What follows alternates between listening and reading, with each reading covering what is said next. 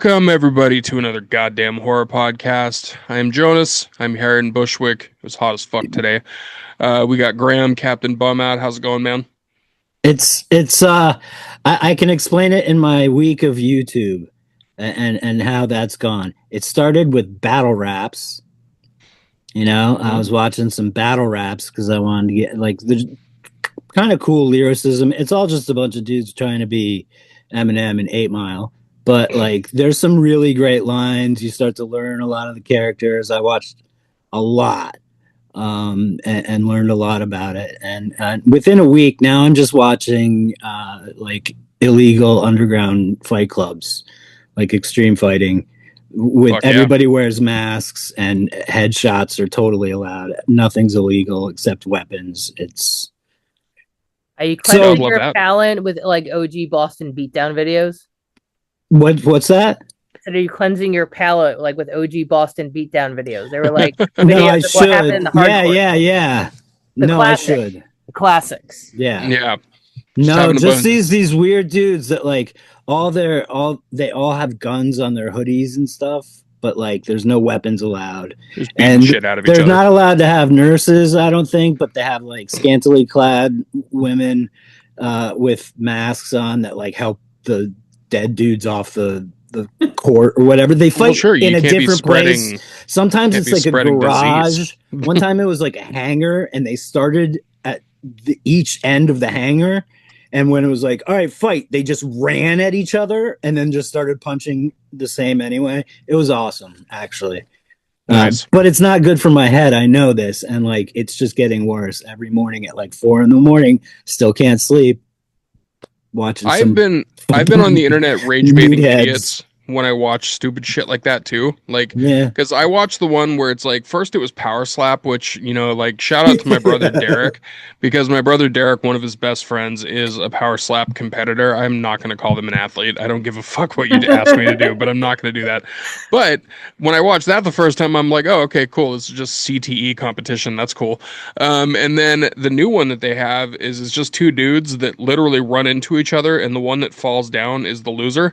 And like, I commented on, I was like, we're truly a stupid gender. Like, we're the dumbest fucking apes, where we're just like, this is going to be a fun game. Let's literally run into each other from opposite sides of a football field with no pads, by the way, just dudes, just straight head to head. And I'm like, yeah, those guys are gonna end up in a wheelchair like immediately. But yay! Like, good for sports. I watched videos of wild horses like running together, crossing shallow streams and stuff. That's so much better. It's so much better. So much better. Yes. I do want to say we don't have Mary Beth on the show today because she is currently on set right now, doing a movie for Little Spark Films over in Texas. Yay, in Texas. And it's ironic, unfortunately, that she's not here because the conversation that we're going to be having today, she would be perfect for. But our guests today, we have Elise Salomon and we have Heather Buckley. How are you guys both doing? Hello. Pretty good. Alive. What? Alive is about all we can really ask for at this point, right? So we wanted to bring you guys on because we want to talk about something that needs to be talked about more in horror circles and just in filmmaking circles at all, but especially in horror too. We need to talk about this more, and there is no better people to have this conversation with than people that have to live with this every single day of trying to make this fucking industry work for you. So we want to talk about filmmaking from the woman's perspective on this one, and also the woman filmmakers that we seem to not see get shouted out as much as they should and get the attention that they should. But it's a conversation that I think is long overdue, especially for a show that is hosted by two dudes. It just needs to, we need to talk about this stuff. So who wants to start? I'm just saying that we need the dudes who are in charge to elevate the voices and help the checks get written. Nothing wrong with trying to do. Thank you. Nothing wrong with dudeness. Yes, thank you both. Yeah, absolutely. I've been on record saying that I enjoy and think horror directed by women is just better. Like, that's almost always the case. Like, legitimately, it is almost always the case. I love horror written and directed by women. It's just usually better. And I don't know if that's because you don't get to see it a lot, so it feels fresher and feel just different. And I like my horror from different angles. I don't need it from my angle, and so. And Heather, like as well as anybody, because from the conversations that we've had, that like I'm a big extreme horror guy, and I think that like especially on the extreme horror side of it, the more you dig into women filmmakers on the extreme horror side, you get movies that are just significantly better from start to finish, like almost every time. What do you think on that, Heather? Well, I mean, one of the great edgelords on the Black Mansion slate is Louise Ward. Castration movie, all the stuff that she loves in the background. We're all like fucked up people. I mean, I love it. There's no reason. I mean, the way that I grew up, the way my family raised me was that you could do whatever you want. You could like whatever you want. I felt that way when I was young, and I liked, dolls, Transformers, guinea pig movies. I liked lace and spikes and things like that. I felt like everything. Those are all the things I liked. Those are all Heather Buckley things. I can watch things that are incredibly extreme. I could go on YouTube and watch like the Kawaii Lucky Scoops videos and look at all the pink bows. I mean, it's all us. But also I extend that out into the world that everyone on this podcast is like, that belongs to you too. You just like what you like. So I've never looked at these things in little putting things in little boxes. I think the world puts you in a box. I agree. I agree with that. Yeah, I agree with that too, because I think, the whole putting into a box thing is something that I think happens. It happens, unfortunately, pretty automatically. Like when you start to see things in entertainment, and I think it's just kind of the way that we've been raised, societally speaking. And it's a bummer because that shouldn't be happening. Like it shouldn't just automatically put something in a box when you see it. And like the reason I bring up the extreme horror thing with female filmmakers is because a lot of the times the movies that I watch that are extreme horror films come from a perspective that is unfortunately much more lived in within female circles, or at least more like noticed and more publicized in that sense. So the stories that come out end up being higher quality stories because they come from a more real place. At least that's been my experience on a lot of the ones that I've seen. Like, rape revenge movies especially are like one of the biggest ones.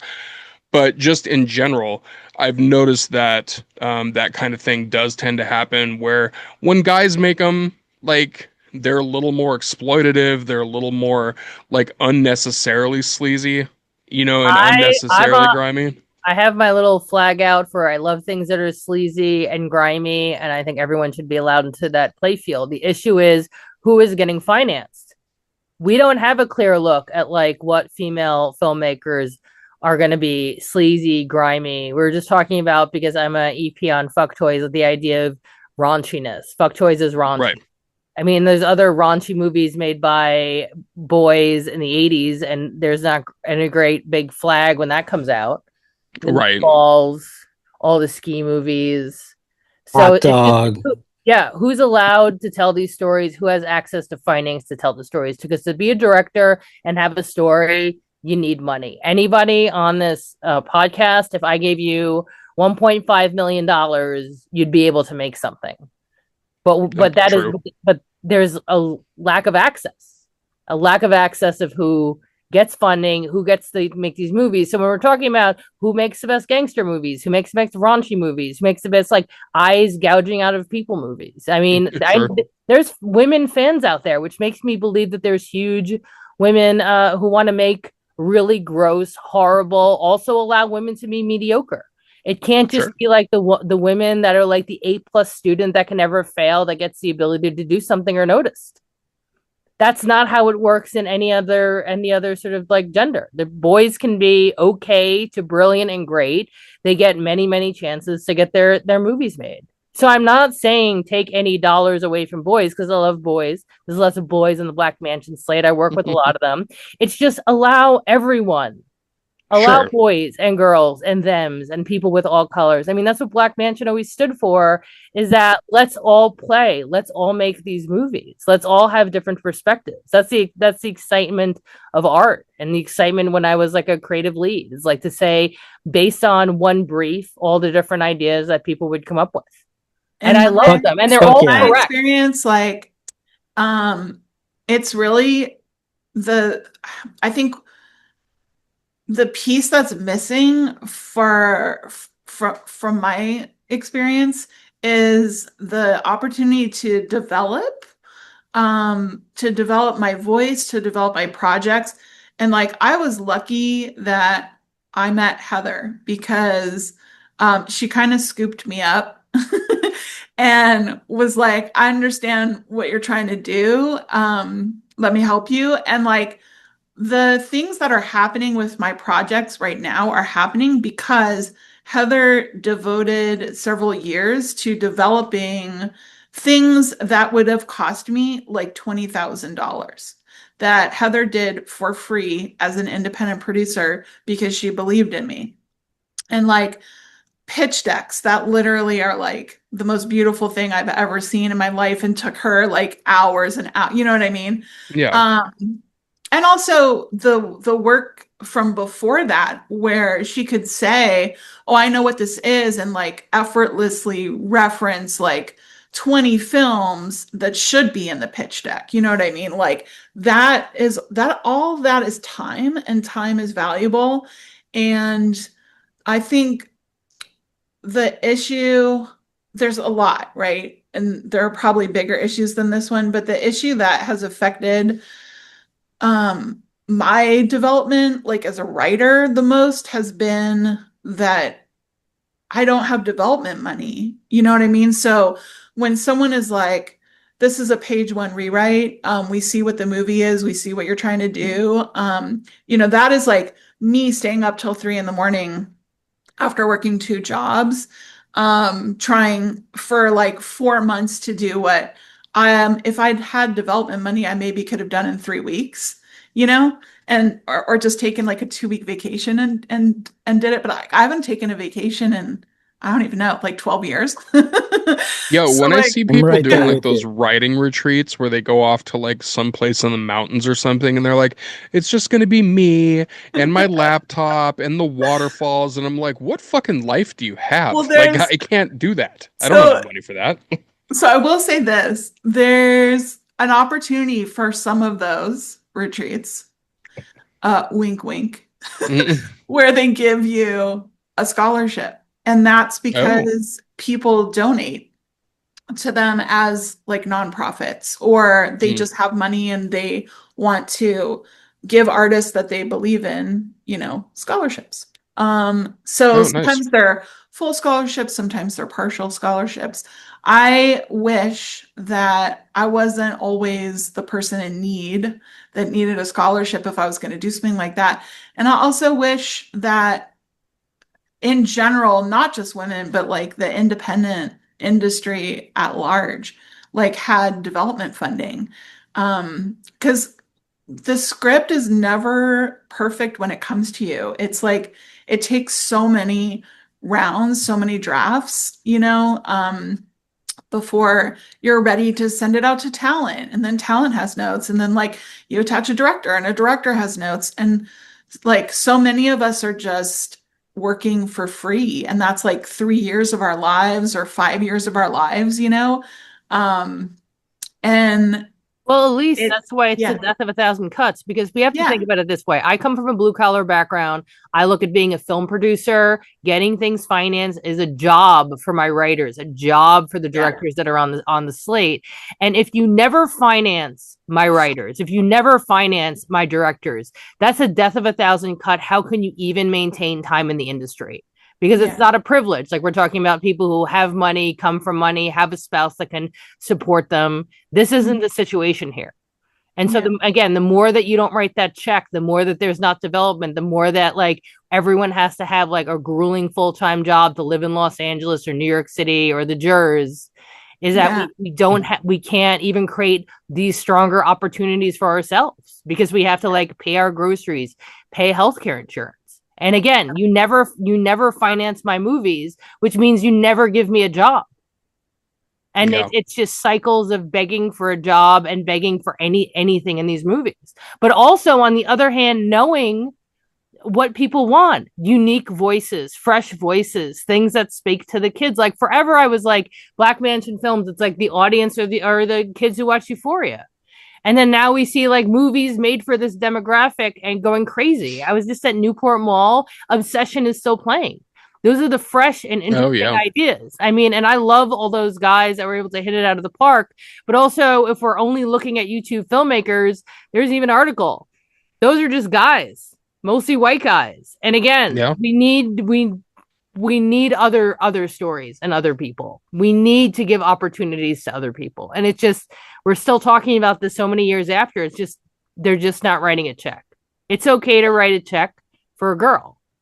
Yeah. And I think, and that's, Graham, what were you going to say? Like, so growing up, it goes back a little bit. Growing up, you had interests in all sorts of things. Were you bullied for some of them? Of course. Oh my God, that I liked punk, that I liked horror, that I had my Fangories and gore zones, and I was never smart enough to realize that they were trying to like smack my gore zone out of my hand.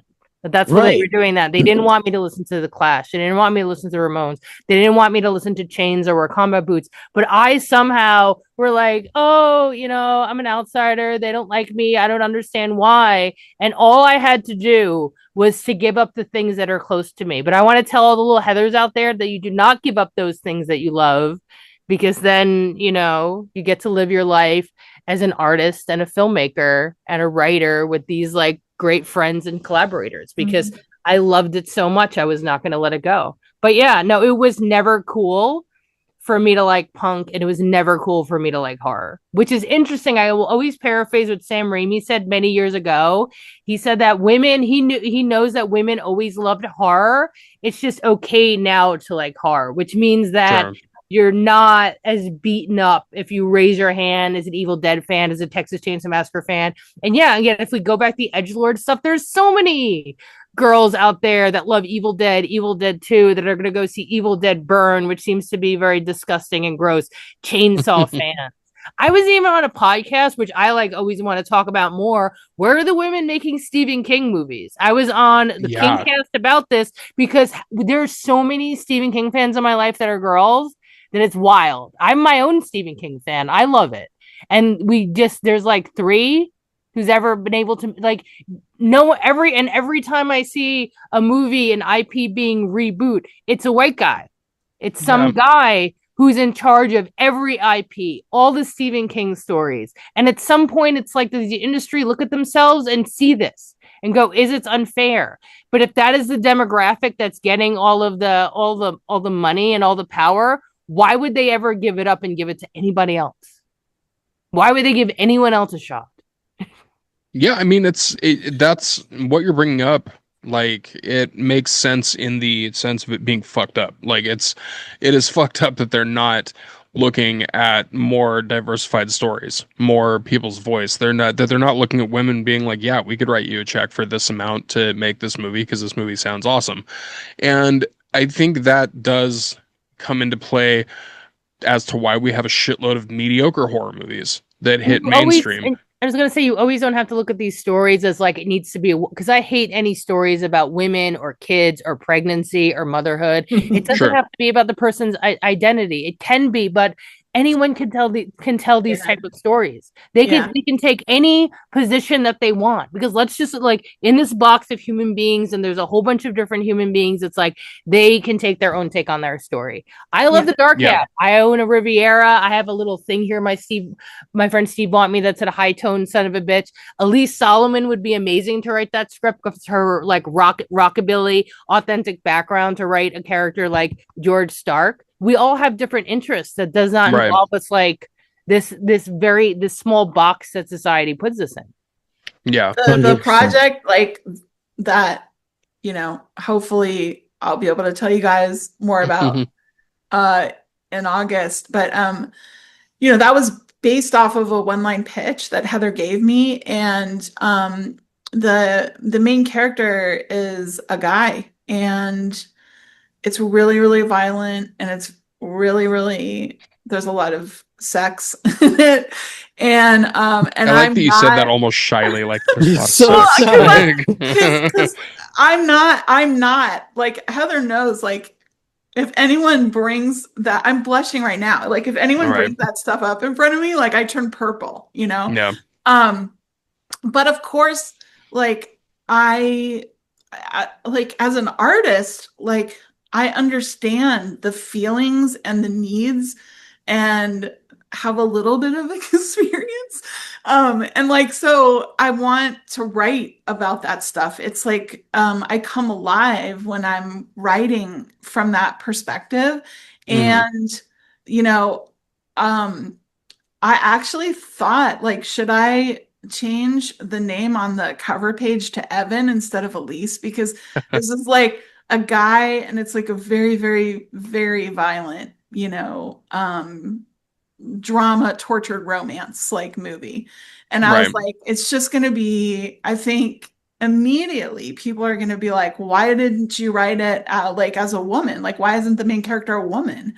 And it's like, I don't know. Like he came to me, like he was just like in my mind, and I wrote, like it is me, of course, in a lot of ways, Sure. but like that was the character that spoke to me. I don't need it to be a woman to represent my feelings and my thoughts and my darkest fears and my worst instincts and all that stuff. And so like art, like Heather was saying earlier, like it should just be open. Hmm. We can't be like, oh, a woman is making this or a woman's going to direct this, so it needs to be about a woman. Like, no, Right. you know? I've always An kind of artist, hated. I gotta say, Oh, an artist needs to be as open. You need to be the moon. You need to be the stars in the sky, the ocean. All of us here of artists need to be all these things and be open to the experiences that we share in the world.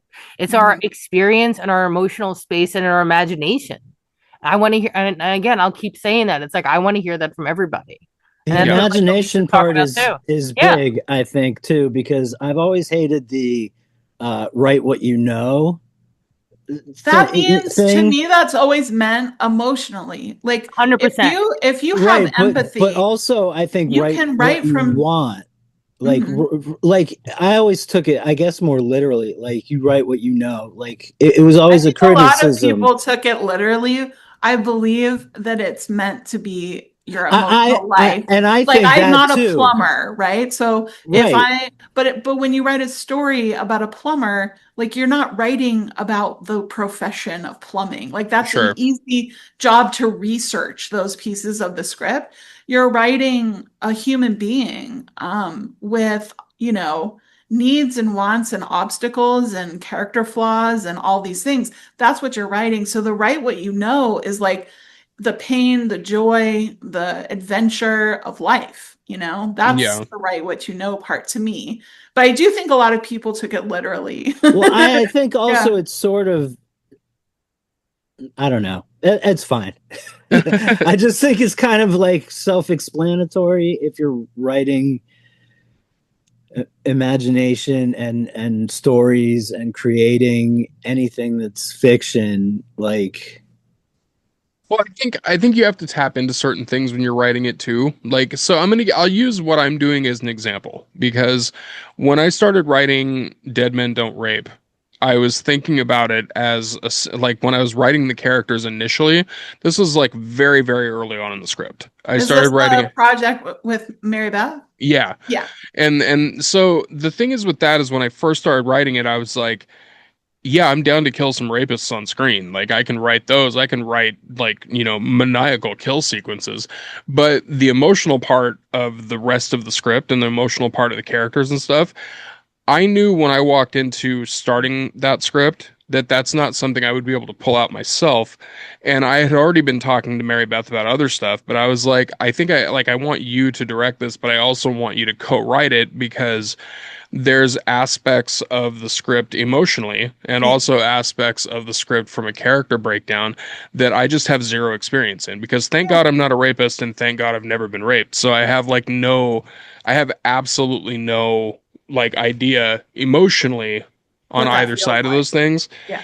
So when I brought Mary Beth in, like that's when like when we went over our first like actual script breakdown and like really started talking about stuff, that's where like she came in real clutch and started to like talk to me about the way that certain things would be presented, the way that certain lines would be and stuff like that. And that was important to me because I didn't want it to come from a place that was ignorant, I guess is the best way to put it. Like, because I was, I was ignorant of a lot of those things. So I never wanted it to come across like that because I like exploitation films, but I don't like films that are exploitative, if that makes sense. Like stylistically, I like an exploitation film, but I don't like a movie that exploits the wrong thing, you know? And that's why I've gone on record as not liking I Spit on Your Grave, because even though it's a legendary film, like I think it's too exploitative, to a point where it's just like, okay, now you're just fetishizing the assault, which I is like, watched those movies and Irreversible and Last House on the Left. see, I love those two though. I love those two. Yes. No, I watched all the exploitative movies, all the crazy shit. Yeah, and like I love those movies for the most part. Like Irreversible is one that's really funny to me because like I'll watch it. I've seen Irreversible. My therapist would call it a concerning amount of times, but I've seen it quite a few. And I told one of my friends to watch it one time because he wanted a rape revenge movie that was like really, he wanted one that was going to affect him. So I was like, you know what, fuck it, do Irreversible. And he watched it and he got back to me like 2 hours later. He's like, you son of a bitch. And I was just like, I warned you. You asked me and that's what you got. But I think those movies are made great. I think Revenge's rape scene, though Irreversible is more Baroque, and I feel that the audience jumps more when she's kicked in the face. Spoilers. Mm-hmm. But I feel Revenge because she's made to feel like a little girl and then taken advantage of. And to me, like that's far more emotionally potent for me when we're talking about that sort of response. But all these movies when we're talking about like the most triggering of all the rape revenge movies, it's like those are all different types of flavors of exploitation or not exploitation of talking about these subjects. And I would want to feel that if you're a lady and you want to make any of those flavors of the rainbow, you can. But I think a lot of it comes down to when we say the word director out in the world, this is so when I was because we're talking about like, was I bullied as a little girl? Here's another sad thing. I started my life as a fine artist. I still draw. At some point when I was very young, before I was 13, I knew that I should write my initials on my pictures as HB because I was afraid if they saw that a woman made this, that there would be some sort of, judgment. Which is why on my emails it says H Buckley and I sign my name HB. Is because I want one of my emails to go out into the world to not have the heft of a woman asking to make exploitation films, visionary films, art films, and what makes sense. I mean, but everyone knows who you are, Heather. Yeah. New people may not know who I am. New people may not know who I am. This is the new very people. True. I'm just kidding. Yes. Well, and like you bring up Revenge because like Revenge is made for it was written and directed by Coralie Farge. Is that how we pronounce her last name? Yeah, I think so. I think that's what it was. And like she's incredible, She also made The Substance, which is a fucking fantastic movie.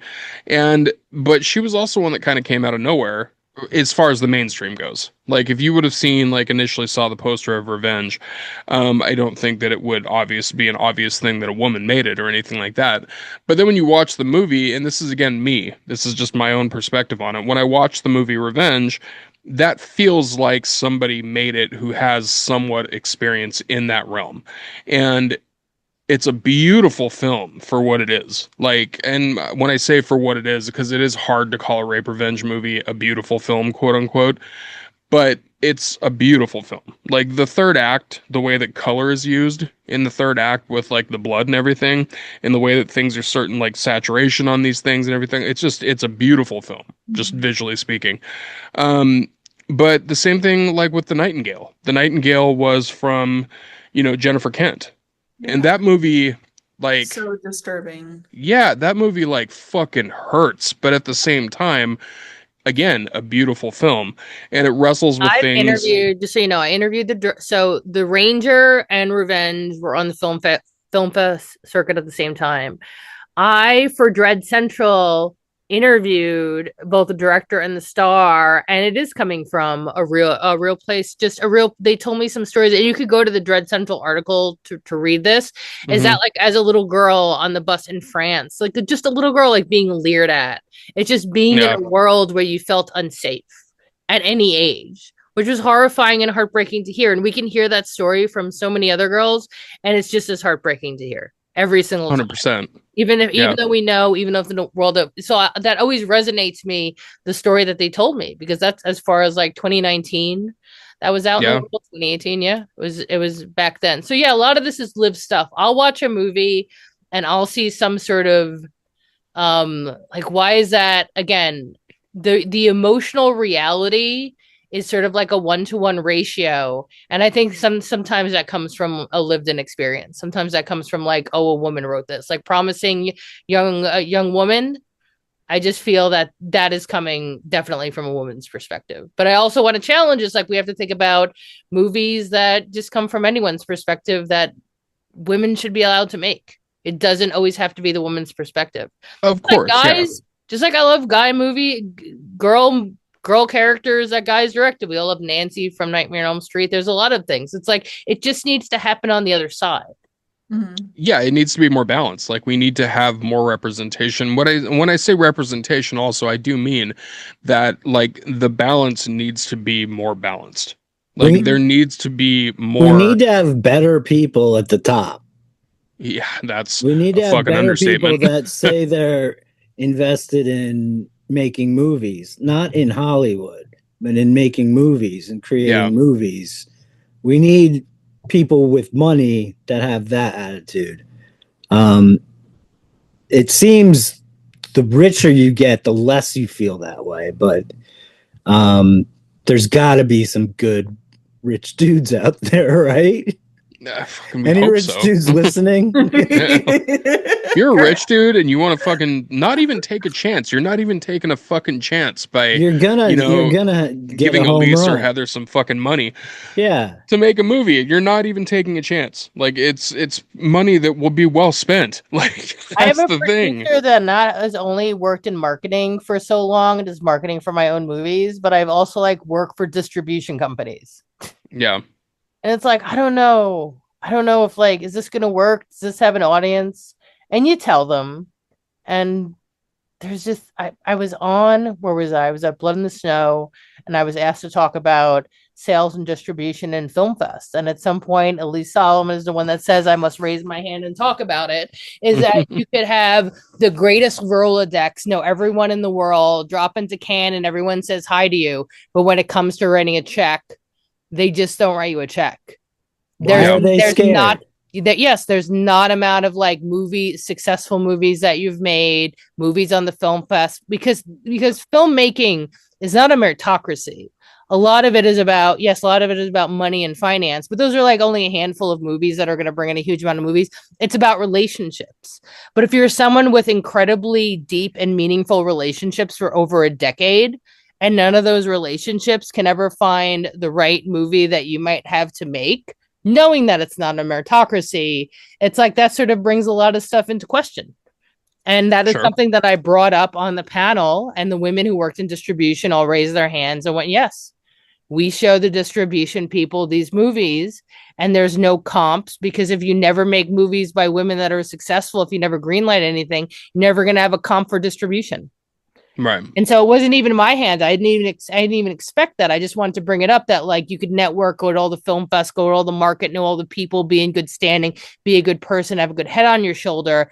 And that just is not enough, because no one's going to sit down and go like, hey, I believe in you. Here's a check. You remind me of me when I was young. I'm going to write a check, because it is a relationship of it's relationships first. It's like my friends are like, is that has never seen an industry where the social aspect and the friend aspect is so very close. And I know when I pitch things with people who are my friends, people I have a good relationship with, it's like I do pitch them. It's like, hey, let's hang out on set for 30 days. Let's make this together. Let's work. Because when you're working a movie, you're working on it in years. And it's like, you already have a vibe that like, hey, I could feel we can work on this every day. We have a shorthand.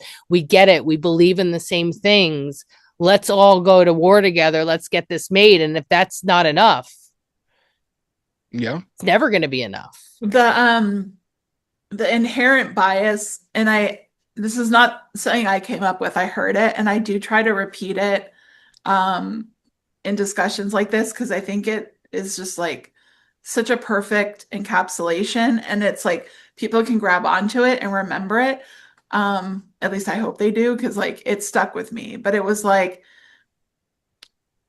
men, the inherent bias in the industry, and especially now that like everything's contracted, is that men have potential and women are a risk. And, you know, if it was flipped, if it was like women have potential and men are a risk, just think about like who would get development money, who would get greenlit, you know. So it really does affect like what we get to see, the stories that we get to experience.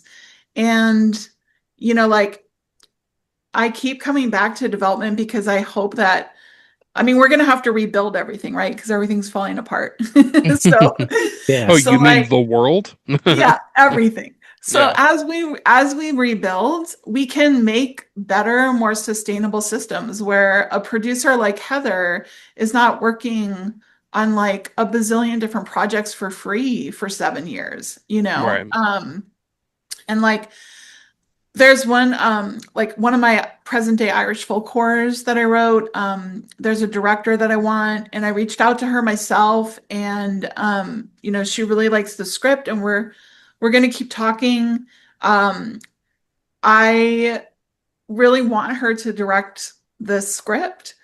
The two people that would have the potential to finance it both were like, huh, I mean, she's made probably like 10 short films. She's directed theater. In my mind, and in I think anyone's like measure, she is working and successful. Her work is like well received. She gets chosen for some of these like, you know, special programs and things. Like she's lauded. And she's like a director on the rise. And the film is under 3 million, and it's still a question about her, which blows my mind, because if it was a guy who had made 10 short films and been awarded all these things and like brought into programs where they're like, only 8 people were chosen this year and blah, blah, blah. Like if that was a guy and then the guy attached himself to a $3 million horror, like that would get financed, right? Right. So it's crazy to me. So this is a question I'll pose to both of you then. Yeah. What do you think the main hurdle is, the main holdup is? What is it that's preventing somebody from a position of power financially? What is causing them to give somebody like a Curry Barker or Kane Parsons, you know, a fucking deal for X amount of money? Whereas if you or Heather walk up and have a similar thing. Those guys were enormously successful. I mean, like we're talking about They're no scared of risk. women. Well, that's the reason I'm asking. Like I like honestly, like that's to me that's different, because they had a proven audience, and like, you know, Heather talked to me about this, and I do agree with her. Like, YouTube slants it so that the, you know, and after talking to Heather, like I understand this, but like YouTube platforms mostly men who are making that content. So if you're looking for someone who's successful on YouTube, most of the time those are going to be male creators. And Okay. like if you guys want to like make a list of like female creators on YouTube that deserve a shot like they got, that would be amazing, because you know no one else is like going to platform these people except for people that care about helping women like us. So but they had a built-in audience, millions and millions and millions of views. They had created content that, you know, stood the test of time. Like it was like more and more people gravitated towards it. It didn't fizzle out. So that is a no risk situation. That's a like that we can grab that and make even more money off of it, and it has a built-in audience. So is So I think like Backrooms as well. yeah, so I Audience, think even more like so. those two examples are like someone had great content, understood who their audience was, continued to make content, like was like working, constantly working, and like giving their audience things that their audience was like, yay, thank you, I like this, you know, listening to their audience. And then studios were like, oh, okay, like, well, we can just, you know, help this person make a feature. That's an easy decision. Sure. Also, Yes. Obsession did not get a lot of money, and I looked at the producer. It's like the producer made a lot of, you know, not very famous movies. He made one of my favorite movies. I'm Not a Serial Killer, but he Oh, only it's a got great like, movie. yeah, I love it. That is an underseen movie, I think, is the title. So it's like he got $750 for a movie that didn't have stars, which spoke to a certain audience. I mean, we're all there as producers begging people to go like, stars don't matter, except for Nicolas Cage. That's what I tell people. If Nicolas Cage is in your movie, then stars matter. But other than that, the kids don't want to see stars. They want to see edgy, interesting stuff that's relative to themselves. They want to see new voices. And in horror movie world, once you have your one egger, horror movie fans need the next 75,000 eggers, which leaves the ability for that egger to be any type of person down the line, because it's like, God, that was a great movie. Now I need 100 different horror movies that I need to watch. I have been on a tear because I've been flying back from Los Angeles. I watched The Bone Temple, which is crazy and I love. Girl filmmaker. I was watching 28 Years Later, which I watched part of, which means I have to get on another flight to watch the rest. I was watching Verhoeven's movie, like whatever, something like Don't Die. That was incredible. I was watching it and I was like, came back home and it's like, I need more zombie movies. Where are the new zombie movies? Like I'm on a zombie tear. It's like, what, am I gonna have to get Netflix to watch the rest of the 28 Years Later movie?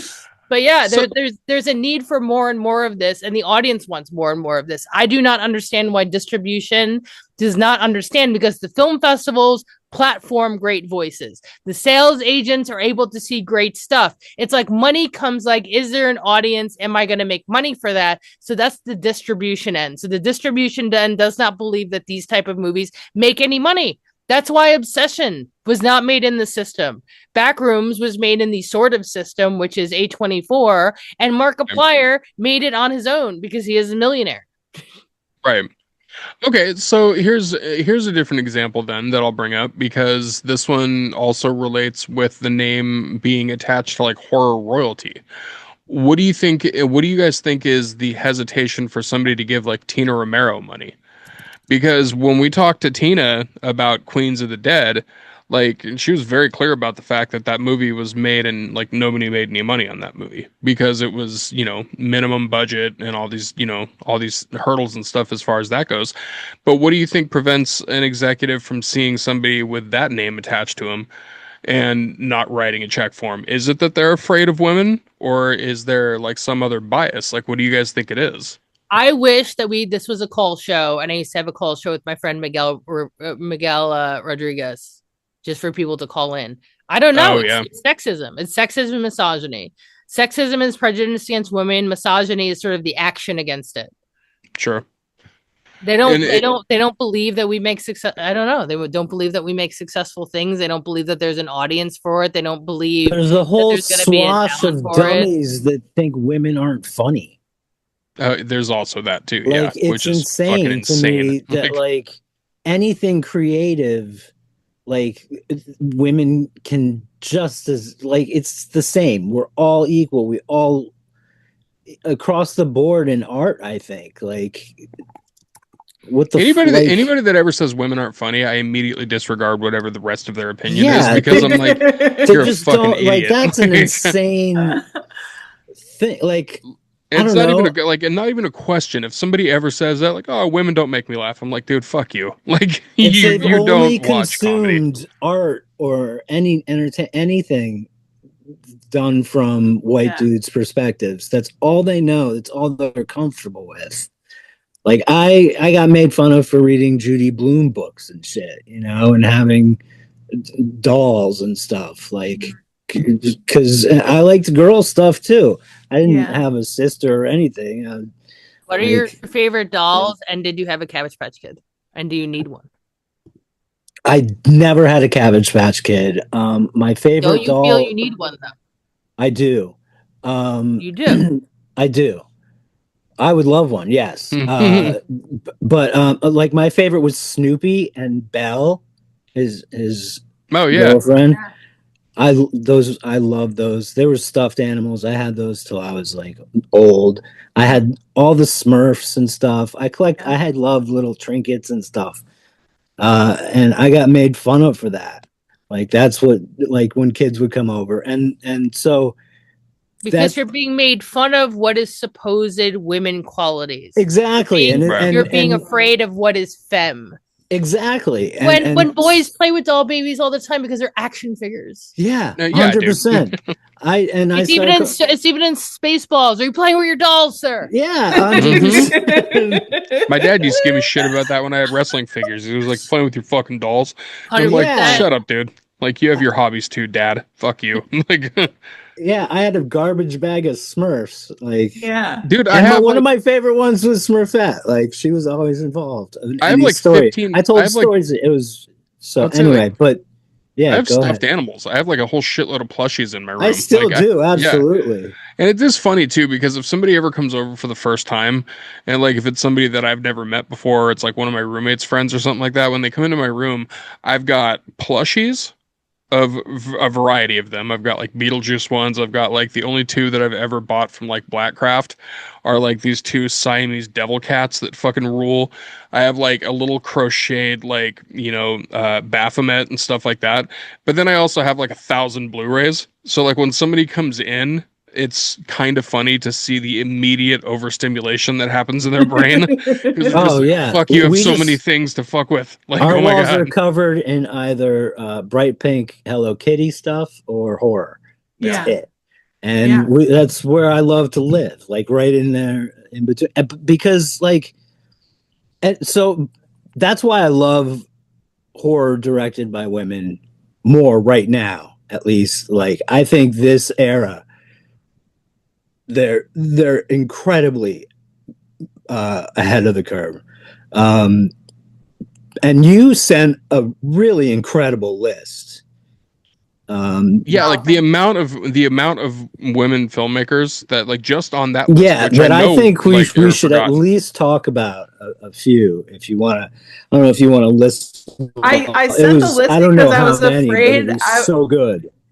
Well, I sent the list because I was afraid I was going to leave somebody off, and I also didn't want anyone that I spoke about to think that they were more important than to me, like as a storyteller than other people. I have this like thing about, so like I don't know if you guys was not a ranking.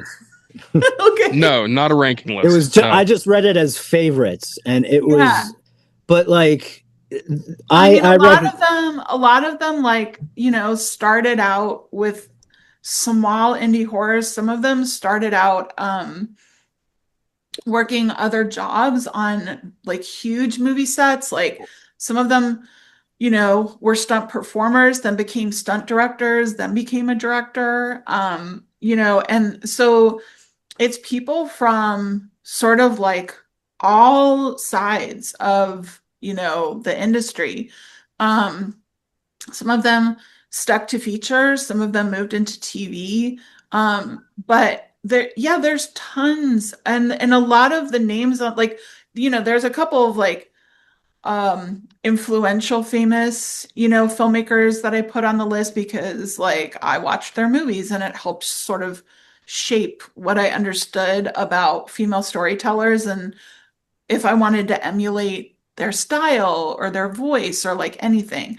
And then of course there's some famous people that like everyone knows. They're like, no, duh. Of course they're on the list, And then like who are they? Who would you consider them? No, for real. Just like Nia DaCosta, or Catherine Bigelow, and fair. Jennifer Kent, and and then some of them are like my friends who I've been fortunate enough to like see their films at film festivals, or they've just directed their second short, or and I know who they are as a director, and I really believe in them. So I wanted to make sure that they were on the list because they're trying, like Heather and I, they're trying to get things made, Yeah. and if anyone is going to see their name on a list of female filmmakers, I think that helps them.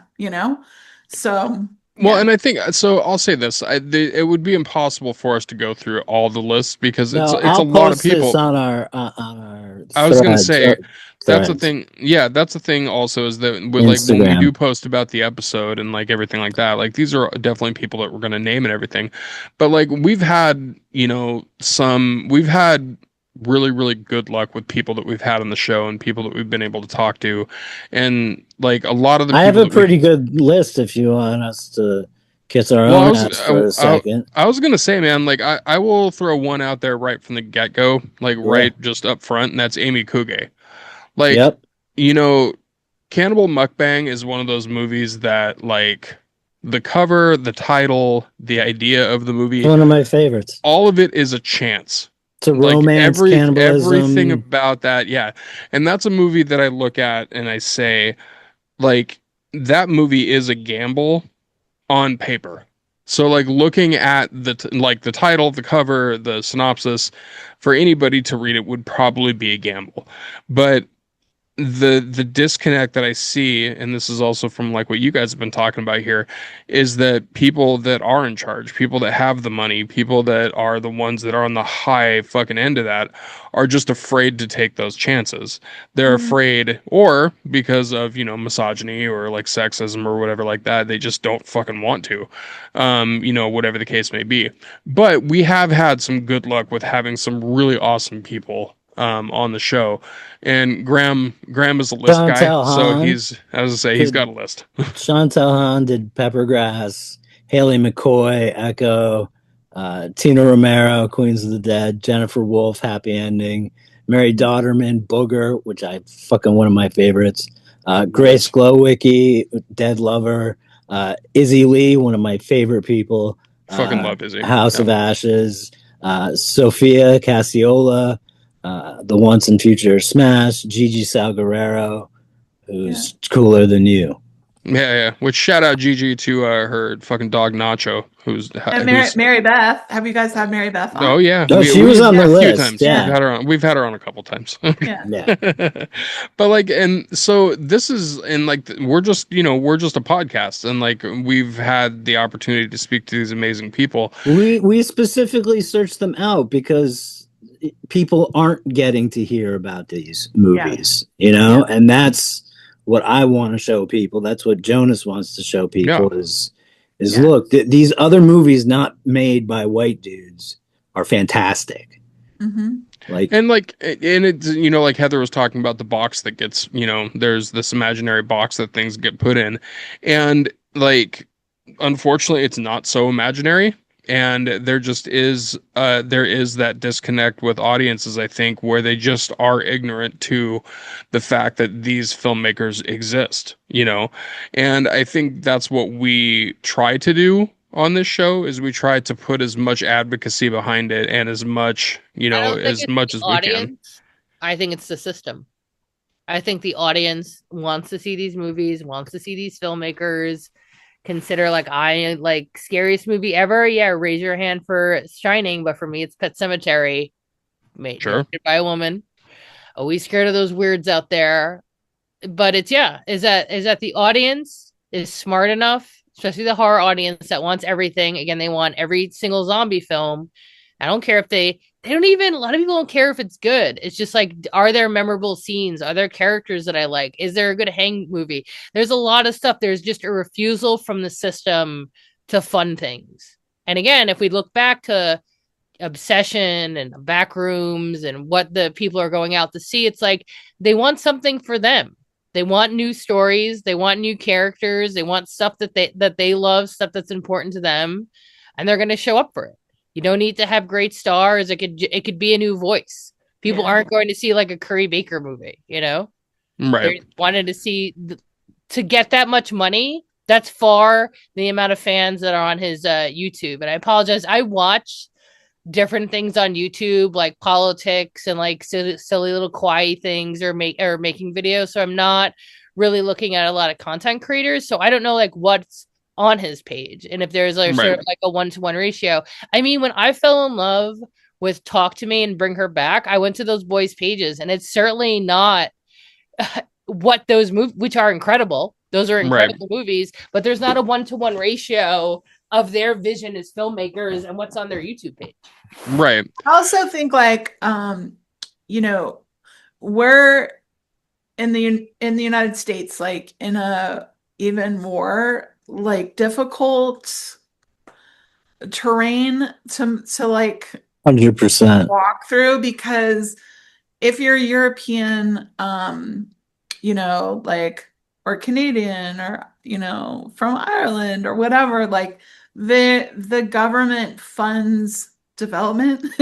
Yeah. And they also fund like short film programs. Like, so if you're, you know, someone who's just starting out and you need, you know, $20,000 or like $15,000 to make a short film, you can apply to the government for that money and make your short, and see if you're a good director, and see if you're, you know, the short you made gathers an audience together that wants to lift you up and applaud you and see a feature from you.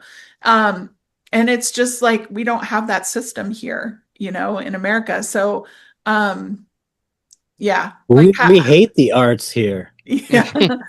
So, it's unfortunate. But I US have is kind of hope, like that. again, I have hope, like if we're going to rebuild, we can totally build a better system where, you know, because the other thing is like when you're applying for government funding in other countries, there's also like more mentorship opportunities. So they have programs for people like as early as you can think of who are like, you know, I want to light, you know, and it's like, come on, like come buy this film set, and like here's an internship for you, and here's a mentor that will like follow your progress for 2 years that you can check in with and talk to.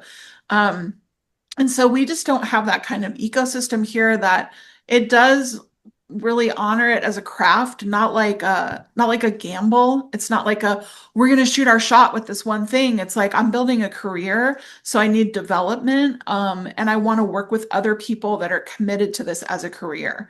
And so that's like a totally different ecosystem than here, where it's like, maybe I'll give you, you know, $1 million, and that's maybe the only movie you're ever going to make. It just doesn't feel that way when you have the government supporting it as an industry, and it's an actual job that you get paid to do. Right. Yeah, and you know, it's another thing. And with AI being brought in to, especially A24, A24. Yeah, that was a real fucking bummer. That was a real bummer with that one, with them doing the whole AI thing. But like I saw a real world example of kind of how different it is for guys as far as like trying to find financing and, you know, etc. And it was because my friend Aaron, Aaron's awesome. Aaron Bennett, he was the director of the Joker's Wild short that had David Howard Thornton playing the Joker. Like, he's a good dude. He's a fucking like, and Heather, you've met him. He's good people. And he was talking to me about something because Aaron is kind of aloof sometimes, and like he won't pick up on like kind of what's going on around him, just because he's very shy, you know, at times and stuff like that. And he was at a table with a bunch of people at some film thing that he went to, and they were giving him questions that were very clearly saying like, we have money that we could give you to make a thing, and he just wasn't picking up on it. And he told me, I was like, motherfucker, that was like 6 dudes that were just like, I can give you like $150,000 right now if my ROI on it is good, you know, like that type of thing. And I'm just like, they were literally like putting money in your lap and just being like, you think this thing can make more than this? Yeah, fuck it, let's give it a shot. I don't see that happening. I have if never, Aaron is ever been on a call like that. I have never been given that opportunity. I know that's many of my male friends. I know you're getting at. I have so many male friends who have given that opportunity. Yeah, it's crazy. Because I believe in you. Yeah, and then in my experience, like Heather was actually like one of a handful of people who has changed my life because they offered to help me. I didn't, I met her. I wanted to meet her. We were like clued into each other from a mutual friend. And they were like, Heather's going to be at this film festival. You need to meet her. And I was hoping that it would turn into like some sort of professional relationship, but I really didn't know what to even ask her. Like I was at the film festival with someone who used to be on board one of my projects as a producer and fell off. So like I had a producer with me at the time. So I was like, I don't even know what I'm going to talk to her about, but she likes punk rock and she has Hawk and she's cool. And she sat down and she was like, what's your favorite psychobilly band? And I was all, oh, the Meteors. And she's like, Nice. yeah, okay.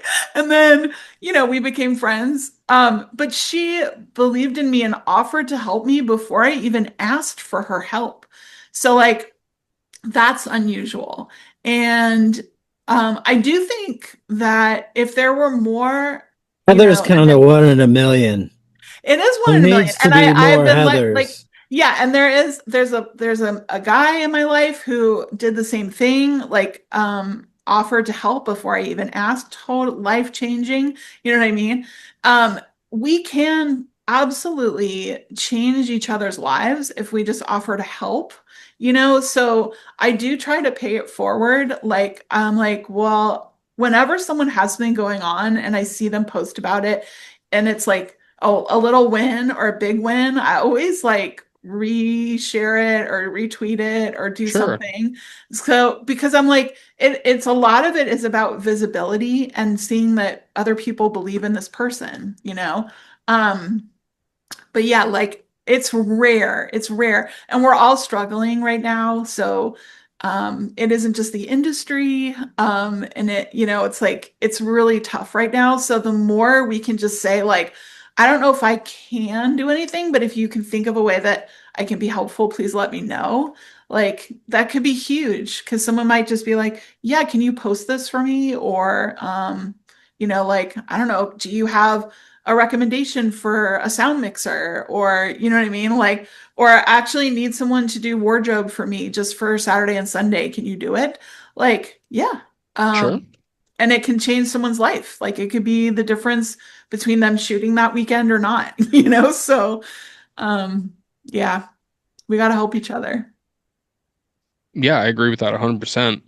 And like I think going back to what one of the things that Heather said is like the audience is there. Like it definitely is there. Like people will come out to see these things. Like I remember when I went to South by Southwest, I was bummed that I couldn't get into Fuck Toys because it was like sold out Sold out. Yeah. multiple times.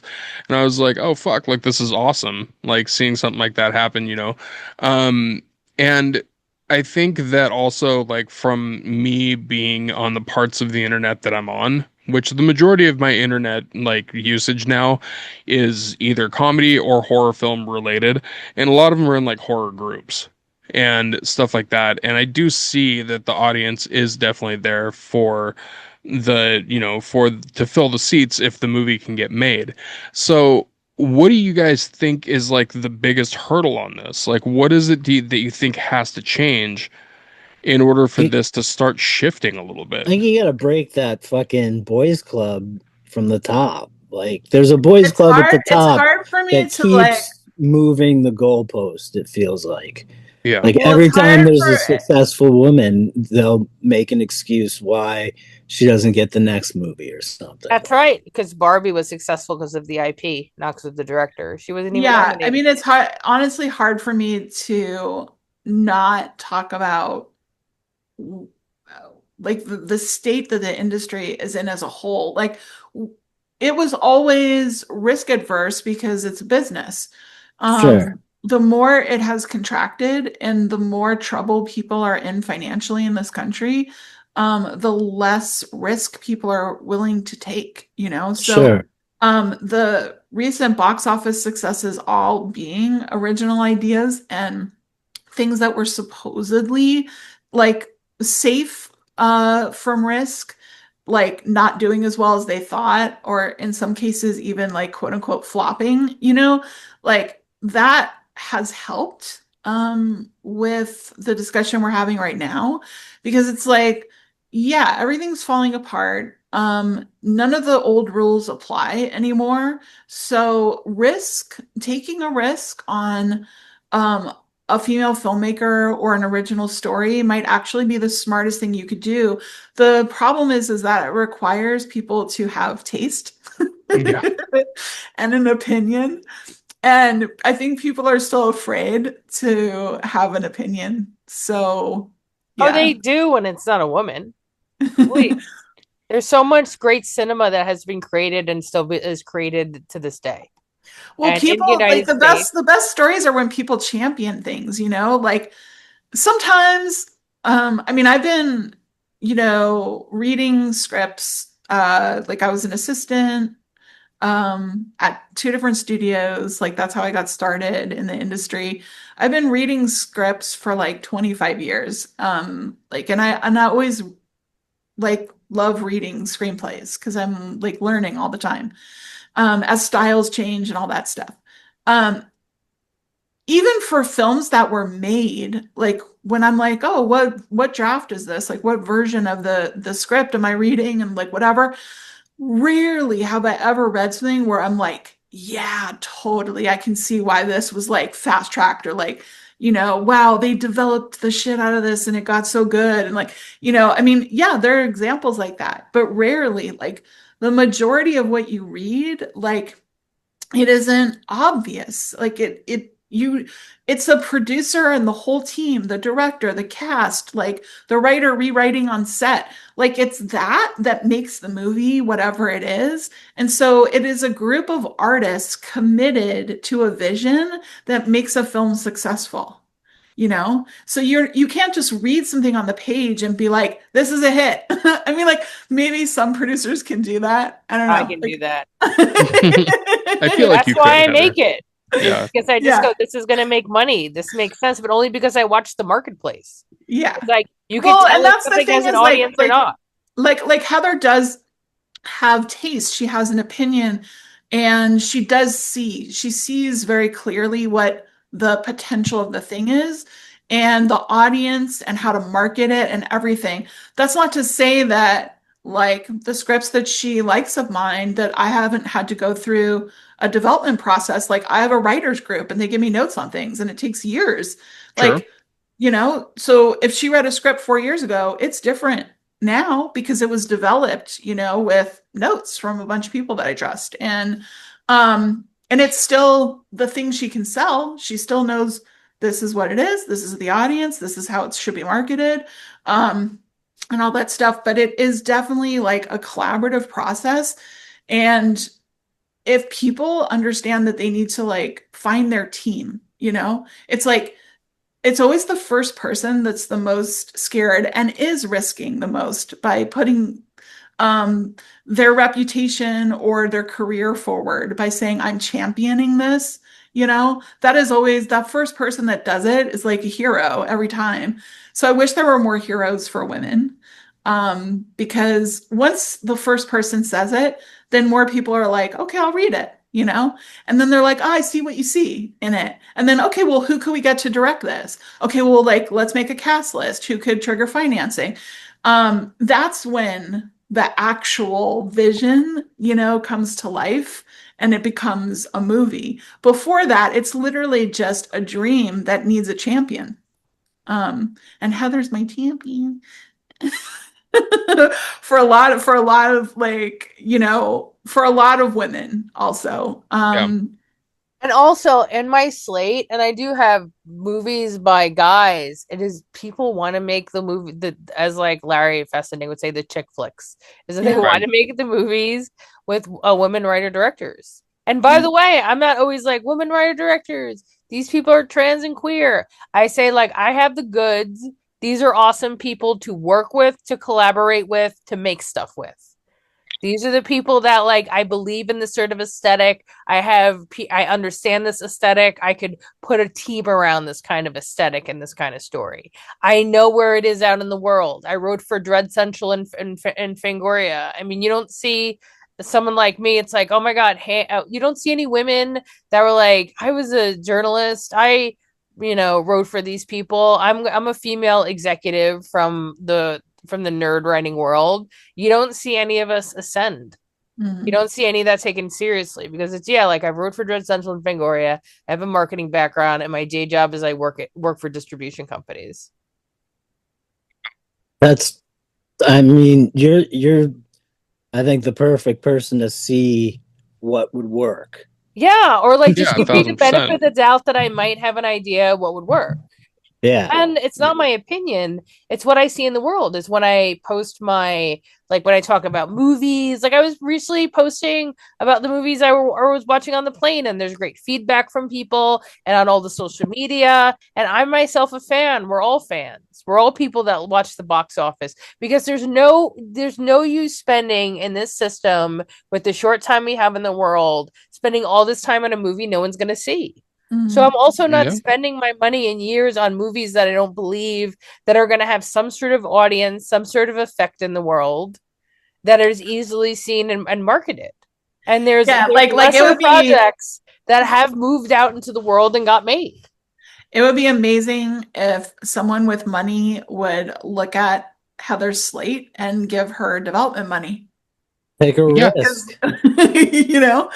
Which is not even a risk, and that's the other thing about it is like it's not even a risk for these people. Like if they looked at Heather's slate of films, loaded dice. Yeah, dude, it's like it's not even a fucking gamble.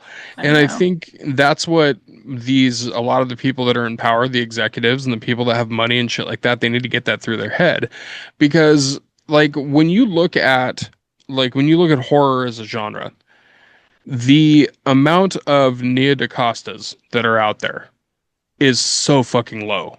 And I use Nia DaCosta as an example because Nia's doing movies that are like quote unquote Hollywood level, like studio films and shit. Yeah. And for every one Nia DaCosta, there's 100 dude filmmakers that are getting the opportunities to make these movies. And I know that obviously it's not just a thing like you have to have a woman doing this or you have to have that perspective or this, that, or the other thing as far as that goes. But just the opportunities feel like they're just not there. People love Bone Temple more. That's why I've watched it before. I watched 28 Years Later.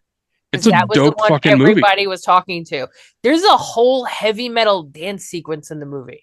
It's amazing, it was really good. I liked both of them a lot. I like the second one more. That dance sequence fucking rules. Yeah, it really does. I think it makes sense you watch Bone Temple first and then you watch 28 Years Later, because it's like I was able to be up to date with the lore watching 28 Years Later. Yeah, and that's why I use her as an example, because she's somebody who has had commercial success. She's done a fucking Marvel movie, on top of that. But then you also have the Jen Wexlers and the Jennifer Reeders and these, people that are not making huge Hollywood movies, but fuck, the movies that they're putting out are phenomenal. How did The Bride do? The Bride was awesome, but it got so fucking review bombed. Really? Yeah, it got review bombed like a motherfucker. And it got review bombed before it was out for 2 days. That was a kind of a weird thing, not even weird. It was unfortunately, it was something that I had seen before, where you get a bunch of people that are usually fucking Reddit trolls and shit, and they come on and they review bomb it. They review bomb it to get to make the reviews look like they're lower than they should be. But then if you sit down and watch the movie, it's creative, it's a gamble, it's part possession story, part Frankenstein story. There's characters flipped. It's an awesome punk as fuck take on the Frankenstein property, and I think that with that one, if it hadn't got review bombed, I think it would have been so much more well received. On streaming and stuff, people have started to fall back in love with it. Yeah, no, fall in love with it again. I just have no idea how well it did. It didn't do very good. It flopped. flopped, quote unquote. But also it was Maggie Gyllenhaal's movie 100% in her vision though. Like she made that movie like with her whole chest. You know what I mean? And I think that one is kind of an interesting one too, because Maggie Gyllenhaal is not exactly, like a first time director or like somebody that's just coming in out of nowhere. Like that is a name, she has a name attached to it. And I think that's the question, is what is it that needs to change that pushes the Jen Wexlers and pushes the Jennifer Reeders like into that higher like tier to where people won't be worried about giving them money, where they won't be worried about giving development funding, or taking a quote unquote risk or a chance on some of these awesome properties. Is it that we need to be more vocal about it like we are now? Is it that these types of things need to be brought up in conversation more? Like, what is it that, we can do to try to help push that, into the line a little bit more? Yes, and yes. And I'll add, and this is not a dig on the conversation that we're having presently. No. I mean, going forward, when we're talking about female filmmakers, we need to talk about, like you just did for The Bride, we need to talk about the craft and not the fact that they're a woman. So a lot of the discussions about female filmmakers are like, this is a female filmmaker. She is a female. And, right.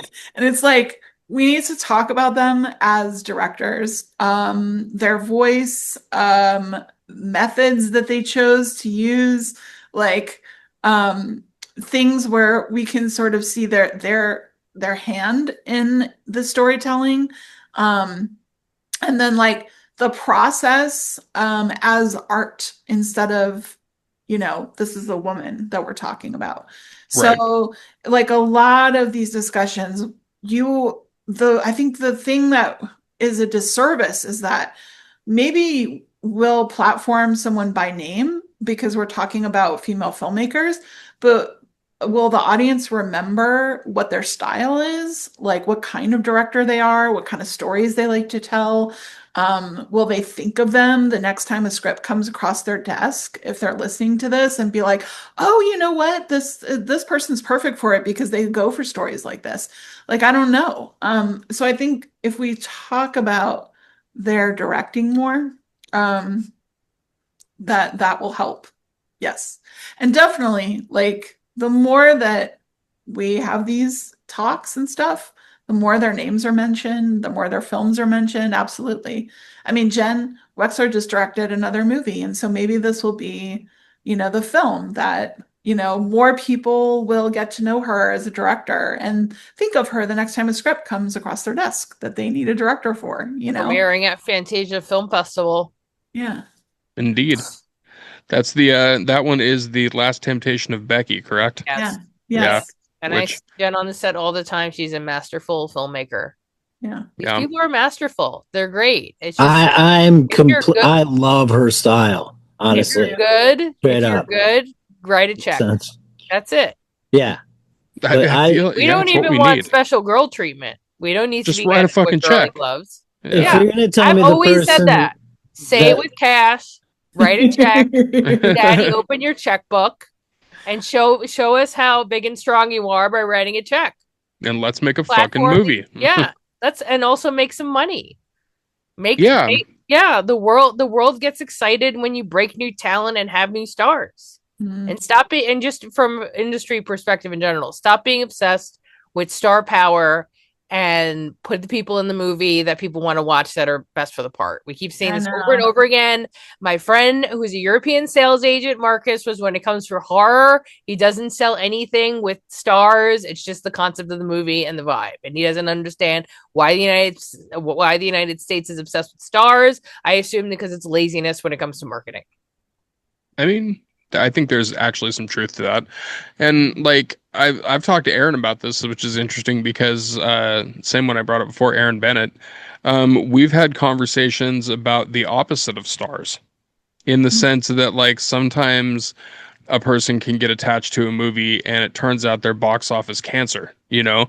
And it's just like, oh, they're not going to give you any fucking money if so and so is attached to it. Like that person is not going to get money, like that type of thing. Like, and just to let like organically let something be what it is, right? Because like there are movie stars that I love that if I saw that they were in a movie, I would be like, oh, I got to see that because so and so's in that movie. That does not apply 100% of the time. To be honest with you, it doesn't even apply 50% of the time. Like half the time, I'm like, ooh, what's this movie about? And then I'll watch the movie and be blown away by some new actor on the rise. Like, and I'm someone who really enjoys when I get to discover like new talent that's breaking out. Like, maybe I'm not the first person that ever saw them in anything, and maybe that's why they got cast in something, but they're not a household name and they're new to me, you know? And I Sure. don't want to see the same 30 faces over and over and over again for 10 years. Like, I just don't. So I love breakout performances. And I love when a movie is cast because the person was right for the role and then the rest of the cast around them has chemistry. Like that means the movie is going to be better. So I would rather that that film get made with that cast rather than you think I need to see this actress one more time. You What's know? Right. what's the most recent one that's surprised you? What's the most recent breakout? I love seeing Jack O'Connell around. It's kind of wild that Jack O'Connell was the main fucking asshole kid in Eden Lake, and now Yeah, he's doing shit with, you know, like Bone Temple and Sinners and everything like that. I do love him. And I think he's so versatile and most people probably haven't watched everything he's been in, and he's like, he can do everything. You know? Kyle, Mhm. Elise, our beloved Kyle. Oh, yeah. Kyle Gallner, Oh, hell Yeah. yeah. fucking Him. A right. We want to see him in Everyone knows everything. Kyle. Everyone, we love Yeah. him. Heartthrob, amazing, amazing Yes. person. He Yeah. was just in my friend's film, Carolina, Carolina. I love Kyle too. That Yeah. movie was so fucking good. That movie was fun. Like it Yeah, was legit fun. I've heard Yeah. I love really good Samara things. Weaving. I love seeing Samara and stuff. Ever since Guns Akimbo with her crazy fucking performance, I love seeing her around. Yeah, She was crazy in Mayhem too. That was another one she was nuts in. She's kind of like one of those ones that can't miss right now, because like this is a side thing, but it was weird as fuck to me when I watched Borderline, and people were like, "Well, there's too many funny parts in this, or it's not a horror enough," and I was like, you could tell from the jump that this was going to be a comedy, Mhm. like that it was going to be a darker comedy. Yeah. And then when I like watched the whole thing, I'm like, no, they pretty much hit their parts perfectly on that. Like that was exactly what that movie was marketed as and what that movie was supposed to be. But she, you know, as always, Samara Weaving, even when she doesn't speak a fucking word, like in that movie Azrael, which is a great movie. Yeah, love even that that she slayed movie. it. Yeah, she slays it in that too. She's dope. One of the most Actor. recent Yeah. ones that I've seen actor-wise is Grace Glowicki, who I think Mm. did one of the best performances in Booger that Mhm. of the year. I thought she was I have to see incredible. that. Okay. Booger is It's great. so good. It was directed by Mary Dotterman. We had her on actually. But Grace Glowicki blew me away, and she Mhm. just directed something. She was in Honey Bunch. I don't know if you saw Honey Bunch. Honey Bunch is also fantastic. I just think Grace Glowicki is like the next. She did It's something. fantastic. Yeah. She directed something, a movie called Dead Lover, which I can't find, but Dead Lover rules. you It saw was it. Yeah, yeah, it was at Like it's not available in the US, you mean, for streaming or? yeah. it Oh. was on festival circuits, and I think it's coming out on like US streaming here relatively soon, like within the next few months. You know, and for all the discourse around Obsession, like Indy Navarrete, her Mhm. performance was fucking fantastic. Like regardless of what anybody thinks about the movie itself, which I liked it, but like, you know, that movie really did get a whole lot of free hand jobs before it came out. Like there was a lot of people that were jerking that movie off. But her specific performance was fantastic. Like that's a breakout performance for sure. Lauren Lavera continues to fucking kill it. And, hot take, she's probably like one of only two good things that has come out of that franchise now. But Well, her and she David, yeah. exactly. That's All what right. I'm saying. Just those two. Like, and then Elliot rules too, but like he wasn't really even in the last one. He was just there for a little bit. But Lauren Lavera, everything that she's done so far has been awesome. Like I won't name drop the movies specifically, but she was in a shitty movie. A really shitty movie, and she did really good. Like it was one of those things where it was like every time she was on screen, she was the main character, but every time she was on screen, fucking just ate the entire scene up, which is great. So seeing those breakout things are better. It's getting a lot. Like I do think the visibility of movies is getting a lot better, especially like with independent films and stuff. Because like all the different people that we talk to as far as like PR reps and stuff like that, we get them from a lot of different places. But I do have to say that IFC has continued to pump out just some great stuff. Yeah. That they've put themselves behind. And I would love to see them be one of those studios that I comes in and starts giving know. y'all more money. Oh my God, I love IFC so much. That's like committed to the arts. You know what I mean? Like they actually care. And it feels like the old indie landscape still with them. It still feels like when I see the IFC logo that I'm going to see something Like, unique. yes, all right, Yeah. cool. Like, yeah. Yeah. I know. I was that way. I used to get that way with Blumhouse when Blumhouse was like still Blumhouse and not Blumhouse Universal or whatever the fuck studio owns them now. But like when they first came out, I would see the Blumhouse logo. I'd be like, fuck yeah. And now I'm kind of like, all right. Like, I'm just like, let's fucking hope this is a 50-50 at least. Yeah. Yeah. So I've been an A24, A24 fan for so long. I know I keep trying to jam this in there, but no, but that like one's I've been really angry about it lately. A Like, lot of people are. A lot of people are. like And it's it's like because it feels so it's off. a betrayal. It's a It's the betrayal. biggest very much a betrayal. betrayal. Yeah. Because, it's one thing to have a brand. Like Blumhouse's brand was not, it was like splashy, and it was not rooted in um like fuck the system, and we're going to Right. do this ourselves. So like when you build a brand based on we care and we're going to give you the thing that you want, and then you grow into something that is like not about what people want anymore, then you've rebranded yourself.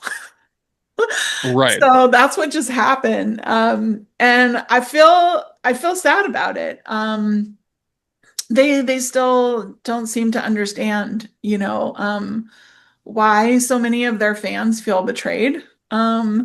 And it really is because they were like committed to artists and being like a champion of the arts and the Yeah, craft that's and all always that what stuff. I Yeah, so respected it's about them. it's it's like They it's did like a a guy lot. saying that, yeah, it's like a guy being like, "Oh, I'm safe," and then offering you a ride home and then like doing something really scary. Yeah, Yeah, yeah. Terrible. Yeah. Yeah. it's Halfway no, home, like, why is your hand on my thigh? What the Yeah. fuck are you doing? Like, It's the worst. and I think people Yeah. should call out Scott Bletsky or whatever, the partner they have, the AI. He's the champion of AI. oh, the And, one that's like just like gung ho real about the AI thing. fuck, yeah, and not a great background, not great bedfellows, and Yeah. We and just have we just have to keep speaking out about it and being I like, think so. you And know, Scott, we're telling stories. We're human beings. We're telling each other stories. The whole reason to tell a story is to invite somebody in to your experience or to share your experience with them. And it's supposed to build empathy. Like storytelling is meant to build empathy, even for the edgelord, like horror that you and Heather watch that I don't watch, but like even those stories, they're storytelling, like as part of the human condition, is meant to connect us. And if something is getting in the way and severing the connection because it's not human to human anymore, then it's like, what are we doing?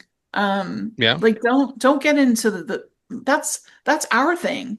Human Yeah, beings don't tell fuck with stories. our thing. Yeah. Yeah. Well, and it's like even when you look at a movie that like you don't have to have dialogue to tell a story. You don't have to have like flashy visuals to tell a story. You don't like there's so many avenues that you can go down to tell a rich story. Mhm. And I definitely do feel like sometimes you do have to take a chance on those things, but then sometimes it's just a labor of love. Like, Phil Tippett with Mad God. Yeah. Mad God is one of the most beautiful, like brutal, just fucking brutal movies. And there is not one word of dialogue spoken, and it's all stop motion, Yeah. And you can look at that movie, and by the end of it, like it's told an entire story. It Yeah. has affected you in emotional ways and stuff like that. But there's like, again, no words, nothing super I even, flashy. yeah, I even Skinamarink. think about like the experience that they had making the film. Like if you're relying on something not human to create something that otherwise human beings would have done, all of those hours together, all of those materials changing hands, and all of the conversations, and all of the, Diet Cokes and the coffees and everything is gone. That is Yeah. gone. That So, was my favorite part of college, honestly. It was yeah, going to bars with my friend and just writing out scripts for a television yes, show we never yes, produced. But it was yeah, like I still remember. The And process of it was yeah, fun. Yeah. and it brought us so close. Like, yes. That's and how Heather and I became such good friends, is like yeah, her process. She was like, "This is my process. What is your process? I am interested." Like there was an actual like, "Who are you when we're making this art?" Sure. And like, and then making a pitch deck with Heather is like a very detailed process. She cares so much, and she's doing it herself. Like, so it's like, where's the text going to go? Instead of using this image, can we use this image?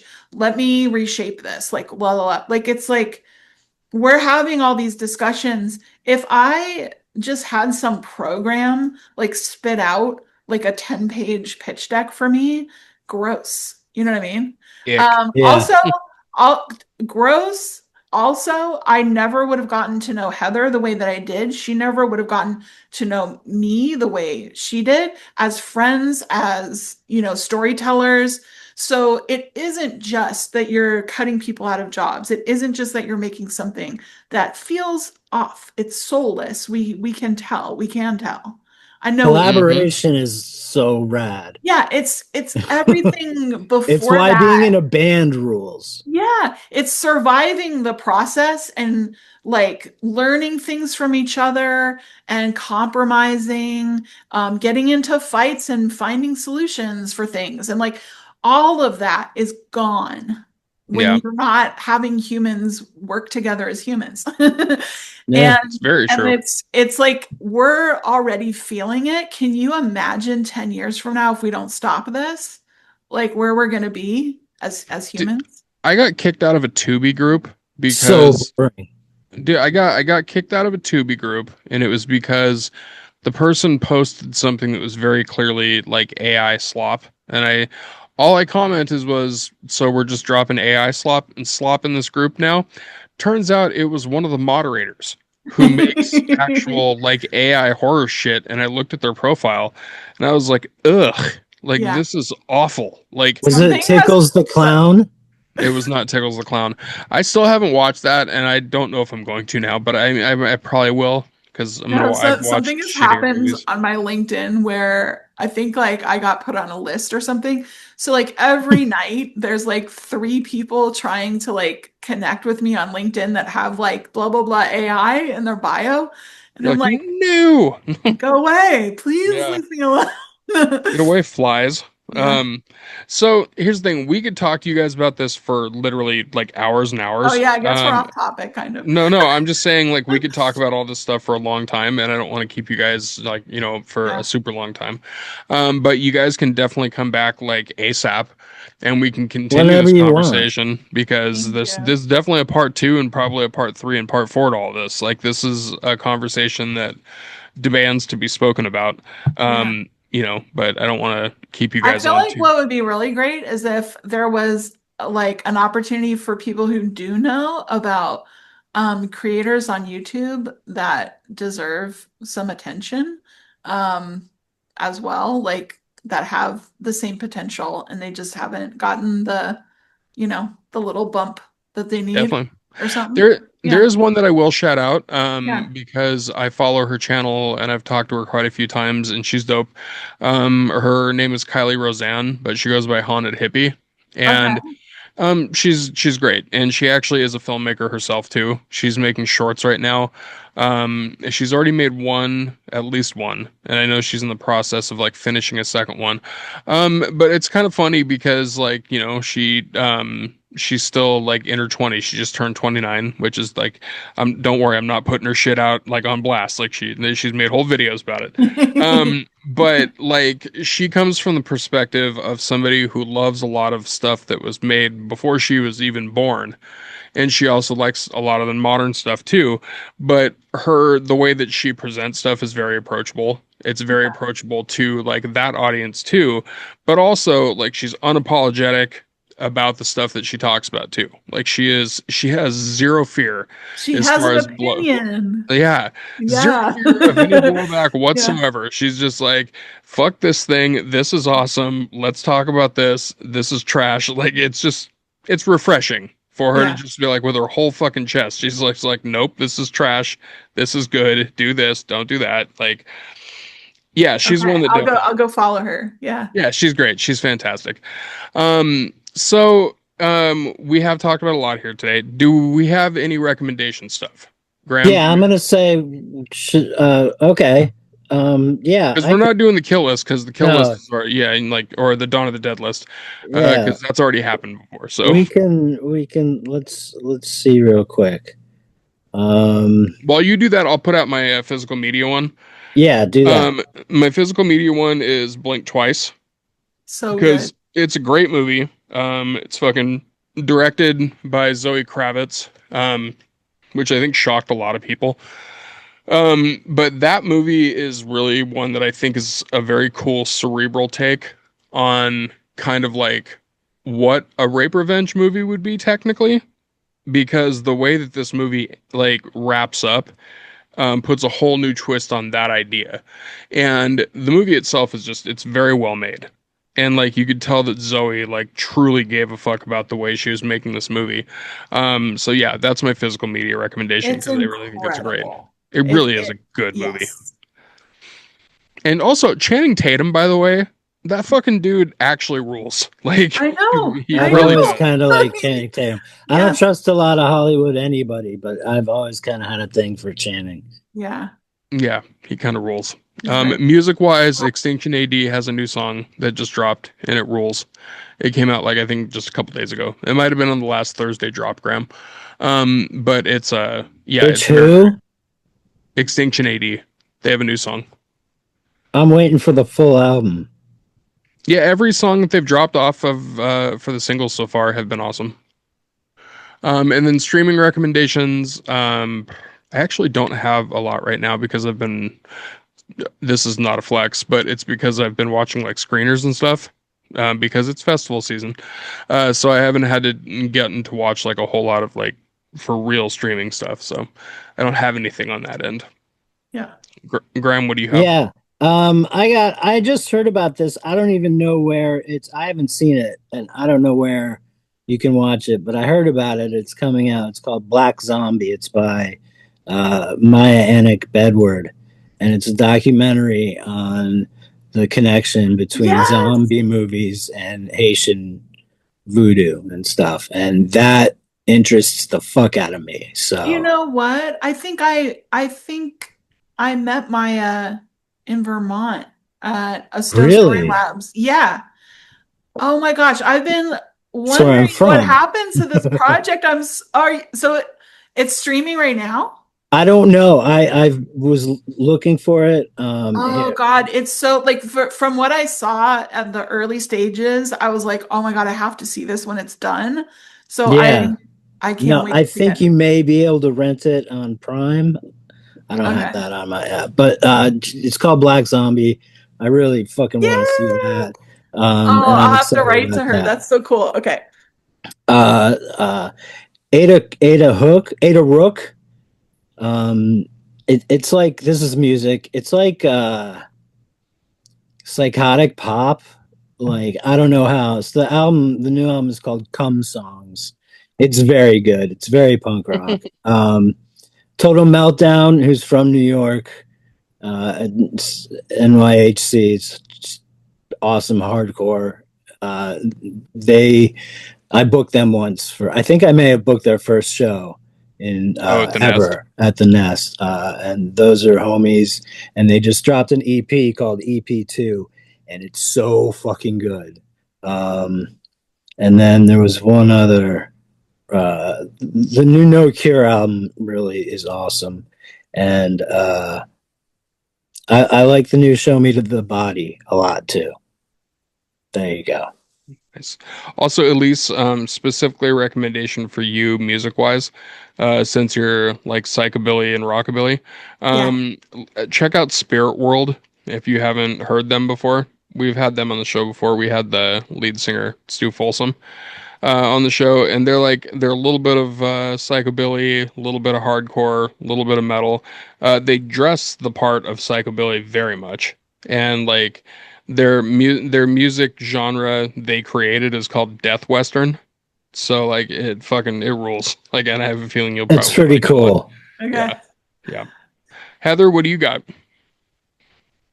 I mean, go see Fuck Toys if it plays in a theater near you, since it's traveling all over the United States for the summer and sneak previews. Fuck yeah. And I mean, I'm always knee deep in my producing work. So my recommendation is Fuck Toys. Yeah, my asthma. Give women money.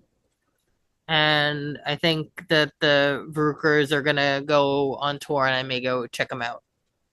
The end. Yeah. And then did you say Can't Miasma? Mm-hmm. Yeah, that movie rules so fucking hard. Like, it rules so hard. And just to manifest this and put it out in the universe, when I was talking to the PR person for it, like we're in the loop for like press junk and stuff. But one of the people that's on the press junkets is Gillian Anderson. And yo, Gillian Anderson is like a tip top bucket. She's like tip top bucket list guest. If we get the chance to interview her, I'm gonna be so fucking stoked. Everything she touches is gold, and holy shit, is she good in Camp Miasma? I want to see the shit out of that. Oh, dude, you're gonna love that fucking movie. Like, it rules. Elise, what do you got to recommend? I mean, don't be mad, but like honestly haven't seen anything except for Widow's Bay in a long time because I've been so busy. That's okay. So I haven't really watched anything or listened to music or done anything. This is okay. This is totally okay. In fact, but yeah, I mean, like obviously obsessed with Widow's Bay. Obviously. Widow's Bay does rule. Like it does rule. And also, you don't have to recommend anything that's like current. Like what's some of your favorite shit that people could listen to or watch? Ooh. Have you listened to the new Social Distortion? Just one song, and it was very good. And yeah, I mean, like those guys are my heroes. Social Distortion rules for sure. Yeah.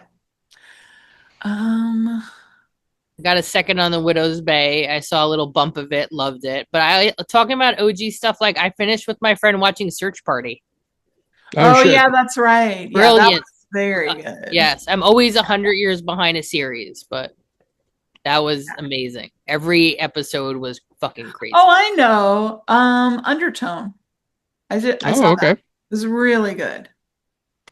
So here's the funny thing about Undertone for me. I watched it the first time and I didn't like it, but then I watched it a second time with headphones on and I liked it a lot more. Really? Like the amount of shit that was hidden in the sound was like, oh yeah. I was like probably 5 times during the movie. I was like, I'm gonna have to make this lower. Yeah, it was weird. when I watched it I saw it in the theater, but I didn't see it in like Dolby or anything like that. So I think I kind of fucked myself on that one. But when I watched it for the second time, and I watched it with the headphones on, like it just pulled out so many different like little things about it that were just, yeah, it was super I cool. really, really love Touch Me. Watch Touch Me. Yeah. Yeah, Touch Me does fucking roll. I saw them in the circuit. Hilarious. Yeah. Lots of heads explosions, right? Yeah. Explosions. A whole bunch. It's yeah, a whole bunch I really, really enjoyed that movie. It's Yeah, surprised one of my friends, John Humber's one of the producers on that. Yeah. Oh, fuck He's yeah. an amazing man. He is a tall man. I want you to know. He is a tall man. Not the tall man. He's not the tall man, but yeah. But he's fuck, I don't know. Maybe he is the tall man. Sorry, I had to move my computer and plug in because I'm losing battery. That's okay. We're gonna be wrapping up pretty much right now anyway, so you're okay. So any other recommendations or anything, Elise? Or is that all for you? I mean, like, I'm really bad when I have to think on the spot about things. That's totally okay. I could probably email you some stuff later. We could even throw that on there. Actually, people have been requesting that we put our recommendations like in in like a something, and we can so we can totally do that. Outside of that, Graham, do you have the Coven of the Goddamned or whatever we're calling them this week? No, it's the Coven still. Yeah. You convinced me. We got Michael, Drew, Stephanie, Katie, Chris, Alan, Angela, Jasmine, Jason, Jake, Vivian, Ron, Kristen, Manny, Coleman, Jared, Michelle, Brandon, and Bacon Bits. Thank you so much. Bacon Bits. I'm always happy that we have a cat for one of our Patreon subscribers. We're very cat friendly. Yes, Bacon Bits fucking rules. And with that, I want to tell everybody out there that if you have money that you can give people to make a movie, take a fucking chance. Like if a woman or if anybody, if they come up to you with something that is awesome and you have the money to give it to, fucking just do it. Like at this point, just fucking do it. You and your college buddies, instead of going on the ski trip this winter, fund a fucking movie. Fund a fucking movie. And come on this podcast and say that you funded a movie by a girl. Goddamn right. Yes, please. We will listen. And I will say, you. Along these lines, I will say there's an opportunity for me to do something in September with something that's on the Black Mansion film slate. And it's the really violent thing that I was talking about earlier. And I do need some money to do it. Yeah. So, and you guys have already been very kind. And thank you for your support. But if anyone listening can also support, that would be amazing. Say it with cash. Say it with cash. Yeah, we are gonna Everyone gave her $1, $1 American dollar. This is true. This is why I feel that singular dollar. That's why we need to do a telethon. My answer to everything is to do a telethon. You put your hand right above the Garfield phone and you go, come and pledge $5 to send this woman where she needs to go for Black Mansion films. Listen, during the pandemic, fucking Post Malone did a basement, like basically a telethon concert doing acoustic Nirvana covers. And like it fucking made a whole shitload of money. And that's, we can recreate that. We can have somebody doing more people that have money like that also need to chip in. Yeah, that's what I'm saying. Remember where you came from. Happen. Yeah, absolutely. Yes. So if we all here want to do a Black Mansion film telethon where we're ridiculous and we're taking calls on Garfield phones, I'm always in to raise money. I'm fucking in. Oh yeah. And any extra Absolutely, money we could put towards an awesome charity. We could put towards like a mini development fund, anything. Anything. Yeah. Also, when Black Mansion needs a development fund, it's for stuff like this. It's to send the people over to the markets, and it's sometimes just to like get a line budget done. I have a film that we're working on. It took $5,000 to get the line budget done, and like that's what made the film come to life. Yeah. Or like a deal memo or, you know, some start paperwork because attorneys are expensive. And it makes it, but also it's like, it's the cost of stuff, Elise, but like it makes the thing real. Yeah. Each of these little tiny dollars, it's like, oh, but it's only this. It's only a legal form. It's only a line budget. It convinces the people with money that this is a real thing. Yeah. Yeah. 1,000%. Well, with that, I want to tell everybody also, we've talked about this on the show, but the world's crazy right now. It's dark, shit's fucked up, and sometimes sucks. Yeah, right now it's right now it's not the greatest. So if you got any brain ghosts that are piping up and you need to talk to anybody, just shoot us a message. You can shoot Graham a message on Instagram. We can talk about underground fight clubs. Fucking A right. We'll talk about whatever it is that you want to talk about to get your mind off the bullshit because we need bloom. I don't care. We need more horror fans out here, not less. So again, if you guys are going through it, hit us up. We are more than happy to listen and bullshit with you, just to get the poison out for you. And with that, everybody, start some fires, break some glass. Thank you so much. Hail Satan. Thank you, everybody. Now the opposite of the show.